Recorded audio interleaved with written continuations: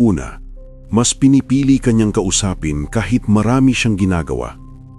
Ang isang babaeng nasa tamang edad ay hindi na basta-basta naglalaan ng oras. Marami na siyang responsibilidad, trabaho, pamilya, personal na obligasyon. Hindi tulad ng kabataan na pwedeng mag-usap ng maghapon nang walang iniintinding iba. Kaya kapag sa gitna ng pagiging abala niya, ay nagagawa ka pa rin niyang kausapin, may ibig sabihin iyon. Hindi man agad-agad ang sagot niya, minsan may pagitan, pero hindi kanya hinahayaan na nakabitin. May paliwanag, may pagbabalik, may pagpapatuloy ng usapan. Ibig sabihin, sinasadya niyang panatilihin ang koneksyon ninyo. Kapag ikaw ang pinipili niyang kausapin sa oras ng pahinga, sa gabi bago matulog, o kahit sandali lang sa pagitan ng gawain, malinaw na may halaga ka. Hindi niya sasayangin ang kakaunting libreng oras niya kung hindi ka mahalaga. Sa edad na ito, ang oras ay investment, at kung ini-invest niya iyon sa iyo, hindi iyon basta pakikipagkaibigan lamang. Pinipili ka niya, kahit pagod, kahit busy, kahit marami siyang iniisip. At tandaan mo, ang pagpili ay hindi aksidente. Kapag paulit-ulit kanyang pinipiling kausapin sa gitna ng abala niyang mundo, unti-unti ka nang nagiging bahagi ng buhay niya. Pangalawa, pinapansin niya ang kalagayan mo. May malaking pagkakaiba ang simpleng pagiging magalang sa tunay na pag-aalala. Sa edad na ito, hindi na uso ang pakitang tao. Kapag may pakialam ang isang babae, ramdam mo iyon sa consistency. Tatanungin ka niya kung kumain ka na, kung nakauwi ka ng maayos, kung maayos ba ang pakiramdam mo. Hindi lang minsan, kundi pa ulit-ulit. At kapag sinabi mong pagod ka, hindi doon natatapos. May follow-up, may payo, minsan may paalala pa na magpahinga ka. Hindi niya kailangang gawin iyon. Hindi obligasyon na alalahanin ang araw mo. Pero ginagawa niya dahil may puwang ka sa isip niya. Sa hustong edad, mas pinipili ng babae kung saan niya ilalaan ang emosyon niya. Hindi na siya basta-basta magbibigay ng pag-aalala sa kung sino lang. Kapag inuuna niya ang kapakanan mo, may dahilan iyon.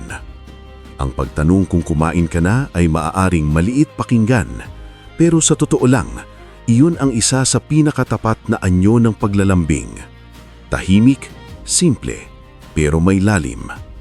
At kung nararamdaman mong totoo at tuloy-tuloy ang pag-aalalang iyon, huwag mo iyong ipagsawalang bahala dahil kadalasan doon nagsisimula ang seryosong damdamin.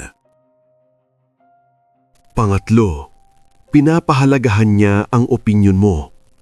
Sa edad na may sapat ng karanasan, hindi na basta-basta humihingi ng payo ang isang babae. Marunong na siyang tumayo sa sarili niyang paa. Sanay na siyang magdesisyon para sa trabaho, pamilya, at sariling kinabukasan. Kaya kapag ikaw ang tinatanong niya tungkol sa mahahalagang bagay, huwag mo iyong baliwalain. Kapag may alok sa trabaho at ikaw ang unang nakakaalam, may ibig sabihin iyon. Kapag may plano siyang magnegosyo o lumipat ng tirahan at gusto niyang marinig ang pananaw mo, hindi iyon pangkaraniwang usapan. Ipinapakita niyang may bigat ang opinyon mo sa mundo niya. Minsan hindi lang siya basta nagtatanong, ikinukwento niya munang buo ang sitwasyon. Ilalatag niya ang mga detalye, mga pangamba, pati ang mga posibilidad. Hihintayin niya ang reaksyon mo. Makikita mo sa paraan ng pakikinig niya na mahalaga ang sasabihin mo. Hindi siya basta tatanggulang, pinag-iisipan niya ang payo mo. Sa ganitong yugto ng buhay, ang tiwala ay hindi na basta ibinibigay. Pinaglalaanan iyon ng panahon. At kapag kasama ka sa mga desisyong maaaring makaapekto sa kinabukasan niya, malinaw na may espesyal kang pwesto. Ang pagpapahalaga sa opinyon mo ay tanda ng respeto. At kadalasan kung saan may respeto at tiwala, doon din unti-unting lumalalim ang damdamin. Hindi ka na lang basta kausap. Isa ka ng taong may impluensya sa direksyon ng buhay niya. Pang-apat, nagiging maingat siya sa iyo. Kapag ang isang babaeng nasa hustong edad ay may nararamdaman para sa isang lalaki, nag-iiba ang paraan niyang pakikitungo. Hindi na siya basta pabiro o padalos-dalos. Mas nagiging maingat siya, lalo na sa iyo. Mapapansin mong iniingatan niya ang mga salita niya. Kung dati ay malakas siyang mang-asar sa iba, sa iyo ay mas sinusukat niya ang tono. Hindi dahil nag-iiba ang ugali niya, kundi dahil ayaw kanyang masaktan. Mahalaga sa kanya ang mararamdaman mo. Kapag nagkaroon ng hindi pagkakaunawaan, hindi niya hahayaang tumagal iyon. Maaaring tahimik muna siya para humupa ang emosyon, pero babalik siya para ayusin ang usapan. Hindi niya gustong may bigat sa pagitan ninyo.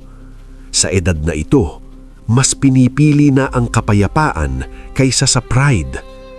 Makikita mo rin ang pag-iingat sa paraan ng paglapit niya. Kung pagod ka, hindi siya mangungulit. Kung may pinagdadaanan ka, mas pipiliin niyang umunawa kaysa magreklamo. Iginagalang niya ang espasyo mo, pero hindi siya tuluyang lumalayo. Ang pag-iingat na ito ay hindi takot. Ito ay pagpapahalaga. Kapag may halaga ang isang tao, hindi mo basta hahayaang masira ang samahan dahil sa emosyon o maling salita. At kung nararamdaman mong ganoon ang pakikitungo niya sa iyo, malinaw na hindi ka lang basta kasama sa araw niya. May lalim na ang tingin niya sa iyo.